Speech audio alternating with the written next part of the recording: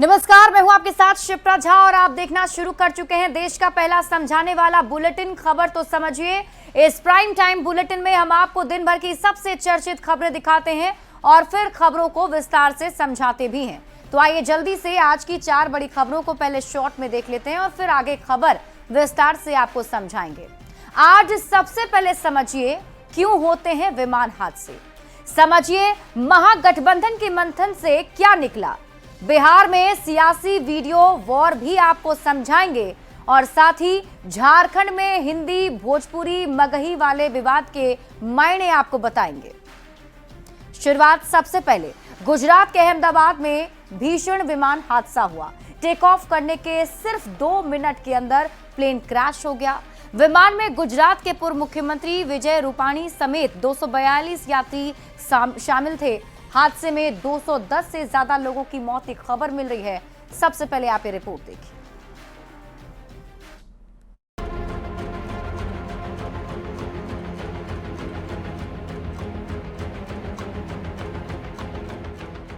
समय दोपहर 1:38।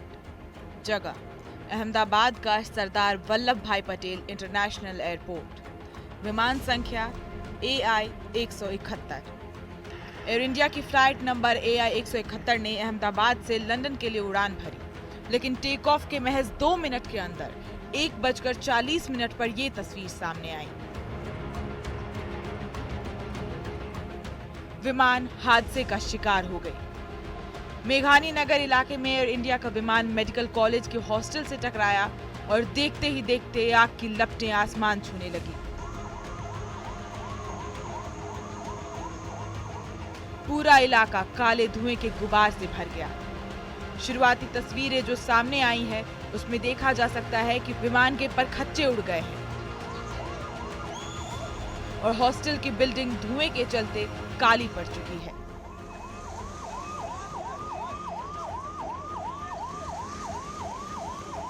विमान में 230 यात्री और 12 क्रू मेंबर समेत 242 लोग सवार थे, जिसमें गुजरात के पूर्व मुख्यमंत्री विजय रूपाणी भी शामिल थे, जिनके मौत की पुष्टि हो चुकी है। हादसे के तुरंत बाद रेस्क्यू ऑपरेशन शुरू कर दिया गया। एयर इंडिया के इस प्लेन में 169 भारतीय जबकि 61 विदेशी नागरिक सवार थे, जिसमें सबसे अधिक ब्रिटेन के 53 यात्री, पुर्तगाल के 7 और कनाडा के 1 यात्री थे। 200 से ज्यादा लोगों की मौत की पुष्टि हो चुकी है। प्रधानमंत्री नरेंद्र मोदी ने अहमदाबाद विमान हादसे पर दुख जताया है। अहमदाबाद विमान हादसे से स्तब्ध हूं। दुख शब्दों में बयां नहीं किया जा सकता। पीड़ितों के साथ मेरी संवेदनाएं हैं। प्रभावित लोगों की सहायता में लगे मंत्रियों और अधिकारियों के संपर्क में हूं। सूत्रों के मुताबिक हादसे का शिकार हुए विमान की कल तकनीकी जांच की गई थी। कुछ तकनीकी समस्या की बात सामने आई थी और आज इस विमान को उतार दिया गया। घटना के तुरंत बाद राहत और बचाव का कार्य शुरू कर दिया गया। घायलों का इलाज चल रहा है, लेकिन विमान में सवार सभी यात्रियों की मौत की आशंका है। Bureau report, news 18। और इस बीच आपको बड़ी खबर बता दें, अहमदाबाद विमान हादसे में 1 यात्री बचा है। विमान यात्री विश्वास कुमार रमेश बच गए हैं। सीट नंबर 11A पर विश्वास बैठे थे। ब्रिटेन के नागरिक हैं विश्वास कुमार, जो इस हादसे में बच गए हैं। तस्वीरें आपके टीवी स्क्रीन पर आपको दिखा रहे हैं। ये विश्वास कुमार की तस्वीर, ये भी इस प्लेन में शामिल थे। 11A सीट नंबर थी इनकी, जिस पर ये बैठे थे। फिलहाल उनका इलाज चल रहा है। तो प्लेन क्रैश का इकलौता सर्वाइवर विश्वास कुमार रमेश का इलाज जारी है। विश्वास कुमार ब्रिटेन के नागरिक हैं।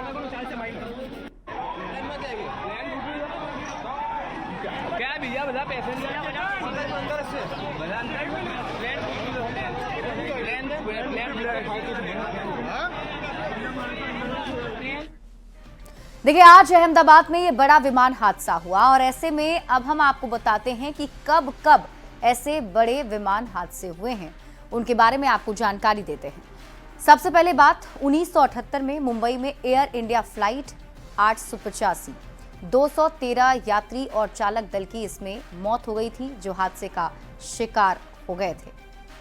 माफ कीजिएगा 855 एयर इंडिया फ्लाइट 855 हादसे का शिकार हुई थी, जिसमें 213 यात्री और चालक दल की मौत हो गई थी। इसके बाद बात कर लेते हैं 1985 की।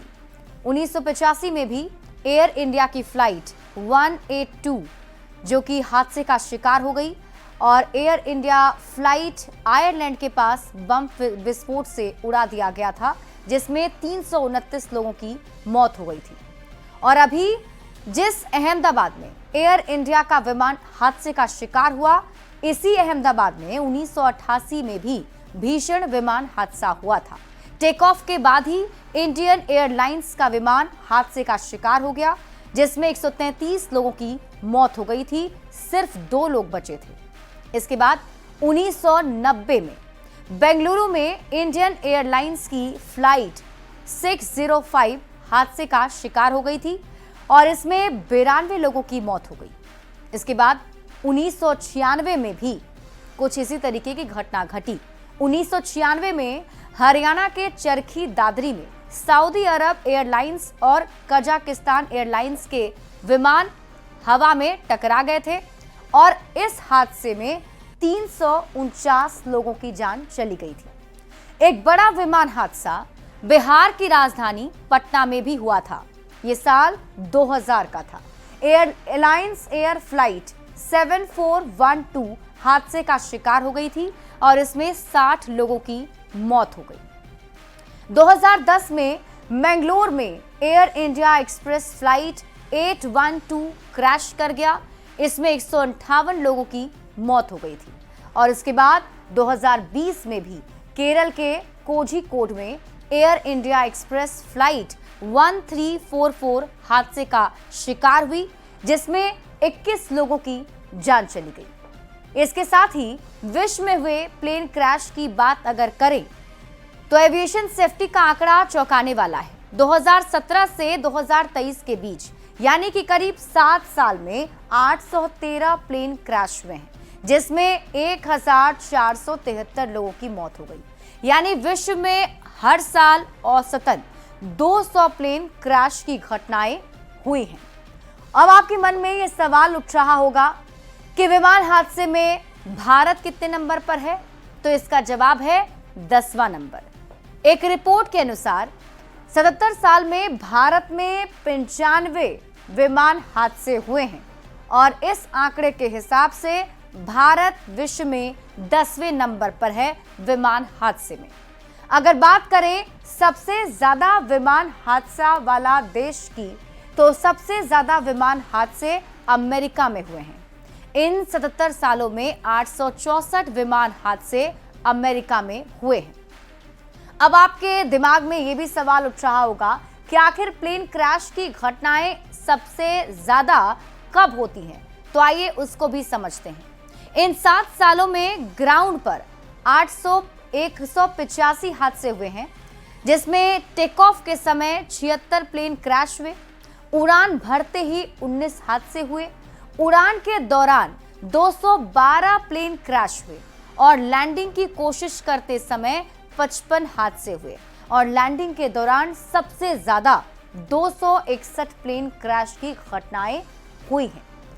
अब प्लेन क्रैश की बड़ी वजहों को समझ लेते हैं। आखिर क्यों होता है प्लेन क्रैश? देखिए, विमान का रखरखाव अगर खराब हो जाए तो इस वजह से ये हादसे हो जाते हैं। इसके साथ ही दूसरी बड़ी वजह बता दी जाती है पायलट की लापरवाही। तीसरी बड़ी वजह इसके पीछे है क्रू मेंबर्स की कॉकपिट में की गई गलतियां। इसके साथ ही एयर ट्रैफिक कंट्रोलर की लापरवाही भी एक बड़ी वजह होती है विमान के हादसे में। मौसम भी एक बहुत बड़ी वजह माना जाता है और इसके साथ ही बर्ड स्ट्राइक भी एक वजह है विमान हादसा होने में। बढ़ते हैं आगे और बात अगली खबर की। पटना में महागठबंधन की कोऑर्डिनेशन कमेटी की बैठक हुई और करीब 3 घंटे तक चली इस बैठक में विधानसभा चुनाव की साझा रणनीति को लेकर चर्चा हुई। इसके साथ ही सीट शेयरिंग को लेकर भी अहम फैसला लिया गया है। आप ये रिपोर्ट देखिए, फिर खबर तो समझिए। सिर्फ नंबर बताने से सीट नहीं मिलेगी, बताने होंगे उम्मीदवारों के नाम और कितने मिले थे वोट। सीट शेयरिंग को लेकर महागठबंधन में चल रहे कयासों के बीच कोऑर्डिनेशन कमेटी की बैठक हुई, जिसमें सीट बंटवारे को लेकर पैमाने तय किए गए और साथ ही कोऑर्डिनेशन कमेटी की सब कमेटी को जिम्मेदारी भी सौंपी गई। जितने सब कमिटीज हैं उन सब के साथ जो है बैठक हुई और सबको जिम्मेदारियां जो है दी गई। बैठक में तय किया गया कि जिस पार्टी को जितनी सीट पर चुनाव लड़ना है उसकी लिस्ट उम्मीदवारों के नाम के साथ कोऑर्डिनेशन कमेटी के अध्यक्ष तेजस्वी यादव को सौंपनी होगी। लिस्ट देने के बाद तेजस्वी यादव सभी दलों के प्रमुख से 1-to-1 बातचीत करेंगे। कौन पार्टी कितना सीट पर लड़ेंगे 1-to-1 बहुत जल्दी क्लियर हो जाएगा और आप लोगों को इसकी जानकारी दे देंगे। सीटों का बंटवारा करते हुए पिछले चुनाव के नतीजों को भी ध्यान में रखा जाएगा। जिन सीटों पर 15,000 से ज्यादा वोट से हार हुई थी उनकी समीक्षा होगी और उन सीटों पर उम्मीदवार और पार्टी का सिंबल भी बदल सकता है। अरे सीट शेयरिंग के लिए क्लियर है कि एक आधार जो पिछला चुनाव था वो बना हुआ है, फिर भी जो पार्टी जहां से चुनाव लड़ना चाहती है वो चेयरमैन जो है हमारे इंडिया ब्लॉक के उनके पास अपना वो लिस्ट देंगे और अगली मीटिंग तक सब क्लियर हो जाएगा। इसके साथ ही गठबंधन के सभी दलों के साझा कार्यक्रम पर भी सहमति बनी।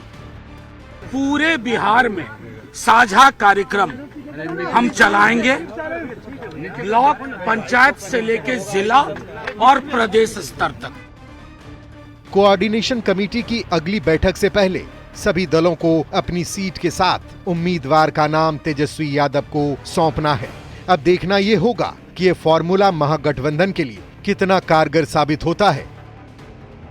पटना से संवाददाता रवि एस नारायण के साथ ब्यूरो रिपोर्ट, न्यूज़ 18। और आइए अब खबर को समझते हैं। इंडिया या फिर महागठबंधन की ये 2 महीने में चौथी बैठक थी। इसके पहले 17 अप्रैल को बैठक हुई थी, उसके बाद 24 अप्रैल को दूसरी बैठक हुई, फिर 14 मई को तीसरी बैठक हुई और अब यानी कि आज 12 जून को महागठबंधन की ये चौथी बैठक हुई। बैठक से निकलकर क्या क्या बातें सामने आई हैं वो भी समझते हैं। देखिए, बैठक में साझा कार्यक्रम चलाने पर सहमति बनी है। ये साझा कार्यक्रम पंचायत स्तर पर, प्रखंड स्तर पर और प्रदेश स्तर पर होंगे। इसके साथ ही सीट बंटवारे की बात करें तो फाइनल तो कुछ भी नहीं हुआ, लेकिन ये तय हुआ कि 2020 के फॉर्मूले पर सीटों का बंटवारा होगा। कुछ सीटें आगे पीछे हो सकती हैं। इसके अलावा ये तय हुआ कि सभी दल तेजस्वी यादव को सीटों की सूची सौंपेंगे, विधानसभा क्षेत्र का नाम बताएंगे और उम्मीदवार कौन होगा इसका नाम भी पार्टी को बताना होगा। तेजस्वी यादव सभी दलों के बड़े नेताओं से 1-to-1 एक सीट पर बातचीत करेंगे। इसके अलावा 15,000 से ज्यादा वोट से हारने वाली सीटों की समीक्षा होगी। मतलब वैसी सीट जहां पर कैंडिडेट 15,000 वोट से हारा उसकी समीक्षा होगी और ऐसी सीटों पर उम्मीदवार और पार्टी का सिंबल भी बदल सकता है। अब सवाल है, इतनी बातें हुई लेकिन महागठबंधन की बैठक से निकला क्या? तो आइए इसको भी समझते हैं। इस बैठक में भी सीट बंटवारे पर बात नहीं बनी और तो और अभी भी गठबंधन का चेहरा कौन होगा इस पर मुहर नहीं लग सकी है। हालांकि तेजस्वी यादव का प्रभाव दिखा, लेकिन तेजस्वी यादव के चेहरे पर सहमति नहीं बन पाई।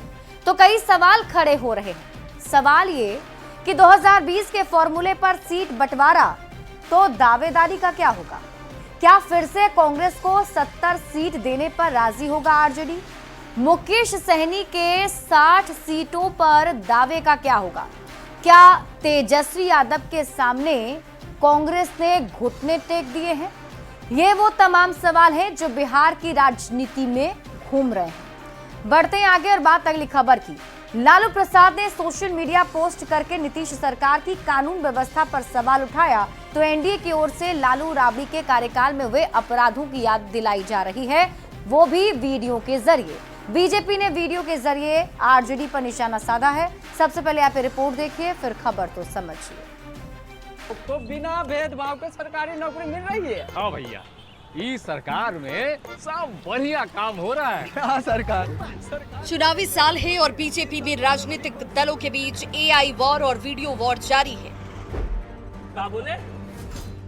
आरजेडी ने एआई से बनाए वीडियो के जरिए निशाना साधा था।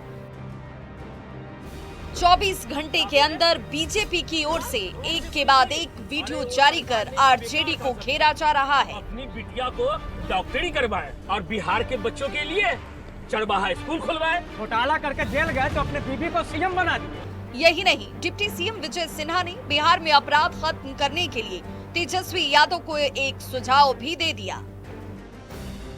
कई बार हमने प्रश्न किया कि अगर जो अपराध मुक्त बिहार चाहते हैं तो सत्ता पक्ष के साथ प्रतिपक्ष की भी भूमिका बड़ी होती है।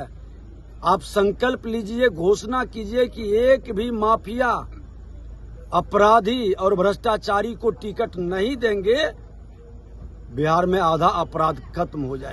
चुनावी साल में 15 साल बनाम 20 साल की जंग जारी है। दोनों तरफ से अपराध को लेकर सवाल खड़े किए जा रहे हैं और वीडियो के जरिए एक दूसरे पर प्रहार भी किया जा रहा है। खुद के 9वीं फेल बेटा को डिप्टी सीएम बनवाए। पटना से संवाददाता शैलेंद्र और बाढ़ से अनिरुद्ध के साथ ब्यूरो रिपोर्ट, न्यूज़ 18। हम भूले हैं ना भूलने देंगे। और आइए अब वीडियो वॉर वाली सियासत को समझते हैं। देखिए, इसी साल बिहार में विधानसभा का चुनाव होना है और सीधा सीधा मुकाबला एनडीए वर्सेस महागठबंधन के बीच में है, यानी दोनों टीम तैयार है। समय के साथ प्रचार का तरीका भी अब बदलता जा रहा है। पहले आप सड़क पर पोस्टर, होर्डिंग्स और दीवारों पर लिखे हुए स्लोगन देखते होंगे जिसके जरिए निशाना साधा जाता था, लेकिन अब सोशल मीडिया है और इसका सबसे बड़ा माध्यम बन चुका है। सोशल मीडिया के अलग अलग प्लेटफॉर्म से निशाने साधे जा रहे हैं। बिहार में वीडियो वॉर वाली सियासत को समझाने के लिए अब आपके सामने कुछ आंकड़े रखते हैं। ये आंकड़े मोबाइल और सोशल मीडिया का इस्तेमाल करने वाले के हैं। देश की आबादी करीब 140 करोड़ है। मोबाइल यूजर की संख्या 80.6 करोड़ है। सोशल मीडिया का इस्तेमाल करने वाले लोगों की संख्या करीब 49.1 करोड़ है। इन आंकड़ों से आप अंदाजा लगा सकते हैं कि एक बहुत बड़ी आबादी सोशल मीडिया पर है। यही वजह है कि सोशल मीडिया पर ज्यादा फोकस करके नेता और राजनीतिक दल लोगों को रिझाने में लगे हैं। चुनावी मौसम है तो सोशल मीडिया पर वीडियो के जरिए राजनीतिक दल अपना काम भी गिना रहे हैं और विरोधियों पर प्रहार भी किया जा रहा है। अब तक बीजेपी, आरजेडी और जेडीयू ने वीडियो जारी किया है, यानी कि बिहार के 3 बड़े राजनीतिक दल वीडियो वॉर में उतर चुके हैं। वीडियो वॉर में अब तक बीजेपी की ओर से कई वीडियोस जारी किए जा चुके हैं। बीजेपी ने इन वीडियो में लालू प्रसाद और राबड़ी देवी के शासन पर निशाना साधा और एनडीए सरकार के काम को लोगों के सामने रखा। वहीं आरजेडी की तरफ से भी वीडियो जारी किया गया है और डबल इंजन की सरकार पर निशाना साधा गया। नीतीश कुमार के 20 साल पर भी आरजेडी ने सवाल उठाए। वीडियो वॉर के सिलसिले में जेडीयू भी वीडियो जारी कर चुका है, जिसमें नीतीश कुमार ने करीब 20 साल के शासन के काम को गिनाया गया है। 2005 के बाद कितना बदला बिहार और 20 सालों में विकास के काम कितने हुए, ये सब कुछ वीडियो के जरिए बताया गया और साथ ही साथ निशाना भी साधा जा रहा है। इसी के साथ इस बुलेटिन में अभी के लिए बस इतना ही। आप देखते रहिए न्यूज़ 18 बिहार झारखंड।